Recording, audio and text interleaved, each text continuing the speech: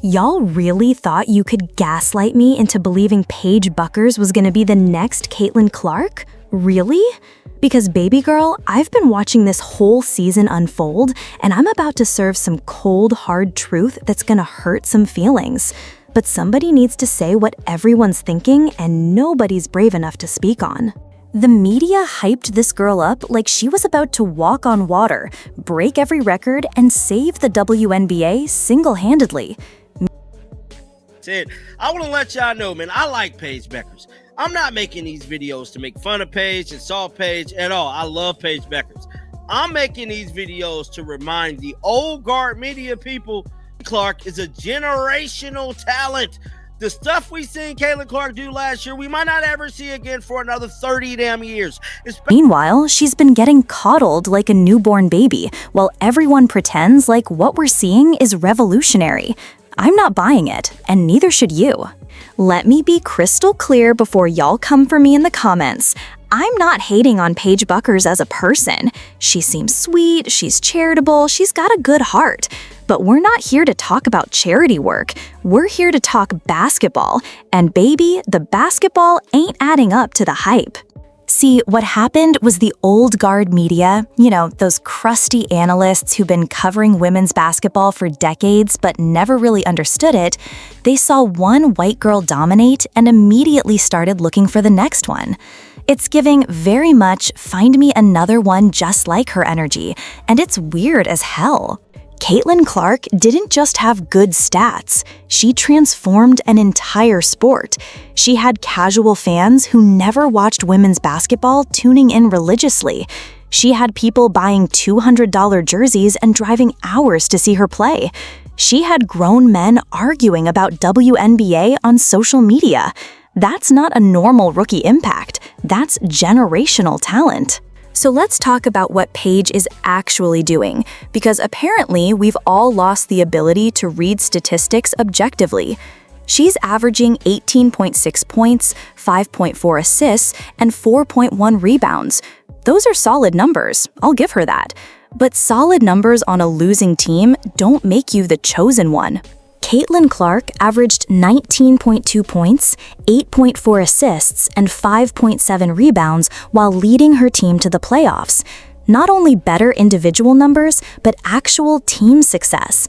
And let's not forget, Clark did this while getting absolutely mauled by defenses who treated her like she stole something from their grandmothers. But here's where it gets spicy. Paige has been shooting 47% from the field, which is actually really good, better than Clark's rookie shooting percentages. So why am I not impressed? Because efficiency means nothing if you're not taking difficult shots and you're not elevating your teammates to playoff-level basketball. Now let me tell you what really grinds my gears. The way this girl has been protected all season long. Early in the year, I'm watching games thinking, why is nobody pressing her? Why is she getting clean looks?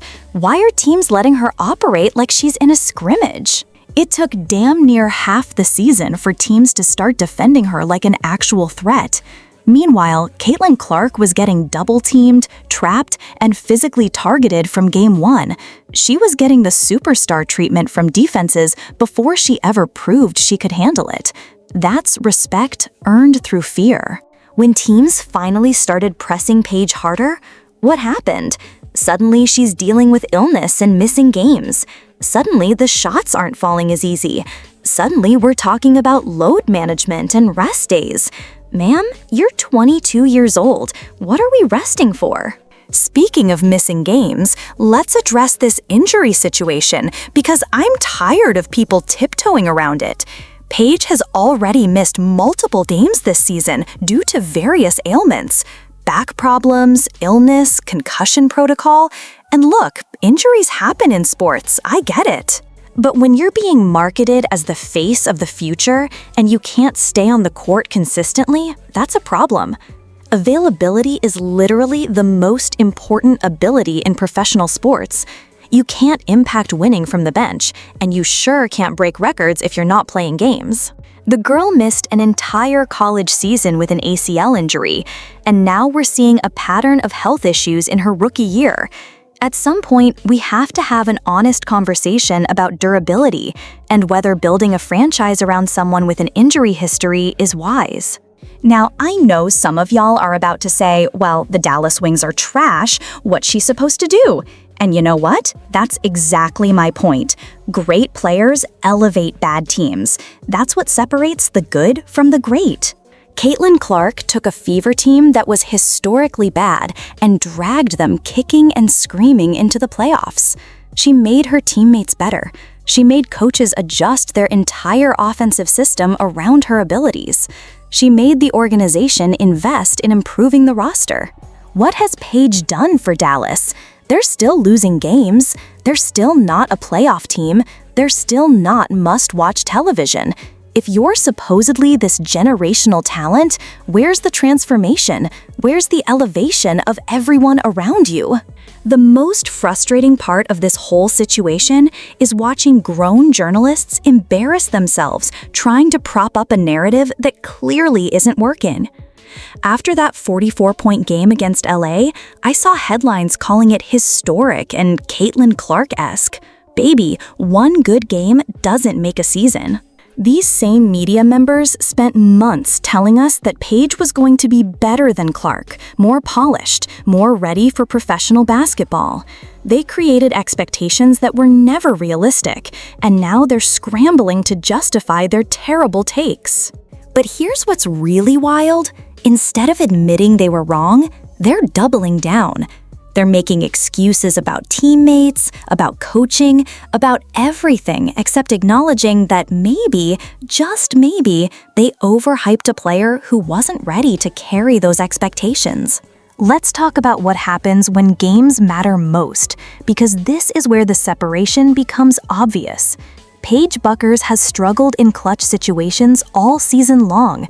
When her team needs her most, when the pressure is highest, when championships and playoff spots are on the line, she's been average at best. Caitlin Clark thrived in those moments. She wanted the ball with the game on the line. She made shots that broke opponents' spirits and lifted her teammates to levels they never thought possible. That killer instinct, that give me the ball and get out of the way mentality, I haven't seen it from Paige. And before y'all say she's just a rookie, give her time, Caitlin Clark was also a rookie when she was hitting game winners and willing her team to victories. Age ain't nothing but a number when you have that dog in you. Now, some analytics nerds are going to point to Paige's shooting percentages and tell me she's been more efficient than Clark was as a rookie. And you know what? I don't care. Efficiency without impact is just empty calories. Would you rather have a player shooting 47% on easy shots while your team misses the playoffs, or a player shooting 42% on impossible shots while dragging your franchise to new heights? Because that's essentially what we're comparing here. Clark took difficult shots because she had to. She was the entire offense. Every defense was designed specifically to stop her, and she still found ways to score and create for others. That's the difference between a role player and a franchise changer. Here's something that doesn't get talked about enough: cultural impact. When Caitlin Clark entered the league, she didn't just change basketball, she changed the conversation around women's sports entirely. Suddenly, bar conversations included WNBA debates. Social media was buzzing with Clark highlights. Merchandise was flying off shelves. What cultural moment has Paige created? What conversation has she changed? What new fans has she brought to the sport? Because from where I'm sitting, the only conversation about Paige is whether she's living up to expectations that were probably too high to begin with. That's not entirely her fault, but it's the reality of the situation. When you get anointed as the next face of the sport, you better be ready to actually move the needle culturally, not just individually. Look, I understand that constant comparisons are exhausting, and I actually feel bad for Paige in that regard. Being compared to someone who had a historically great rookie season before you've even established your own identity has got to be mentally draining. But here's the thing, she didn't create those comparisons, the media did. And when the media creates unrealistic expectations, it's perfectly fair for fans and analysts to hold those expectations accountable when they don't materialize. The solution isn't to pretend the comparisons don't exist or to lower our standards. The solution is to acknowledge that maybe, just maybe, the original premise was flawed. So what does all this mean for Paige Bueckers moving forward? It means she needs to develop her own identity instead of trying to live up to someone else's legacy. It means she needs to focus on staying healthy and available. It means she needs to prove she can elevate teammates and win games, not just put up numbers. Most importantly, it means the media needs to stop trying to manufacture the next superstar before letting players earn that status through sustained excellence. Here's the reality that's going to upset some people. Not every talented player is destined for superstardom. Some players are really good without being generational. Some players put up nice stats without transforming their sport, and that's okay. Paige Bueckers might have a long, successful WNBA career. She might make all-star teams and win individual awards. She might be a solid contributor to winning teams. But that doesn't mean she's the next Caitlin Clark, and we need to stop pretending otherwise. This whole situation represents a bigger problem in how we cover women's sports. We're so desperate for the next star, the next story, the next cultural moment that we rush to crown players before they've earned it. And when they don't live up to our premature expectations, we act surprised. Maybe instead of looking for the next Caitlin Clark, we should appreciate Caitlin Clark for the unique, once-in-a-generation talent she actually was. And maybe we should let Paige Bueckers become the first Paige Bueckers instead of a discount version of someone else. Look, I'm not here to destroy anyone's career or crush anyone's dreams, but I'm also not here to participate in fake narratives just to make people feel good. Paige Bueckers is having a decent rookie season, not a great one, not a historically significant one, not a franchise-altering one, a decent one. And you know what? That should be enough. The problem isn't with Paige's performance. The problem is with the expectations that were placed on her by people who should have known better. So let me be clear about what I expect moving forward. I want to see Paige stay healthy for a full season. I want to see her perform in clutch moments. I want to see her make her teammates better. I want to see her contribute to winning basketball. If she can do those things, she'll have a successful career. But if we're going to keep comparing every rookie to Caitlin Clark, we're going to keep being disappointed. Because baby, there was only one Caitlin Clark, and Paige Bueckers ain't her.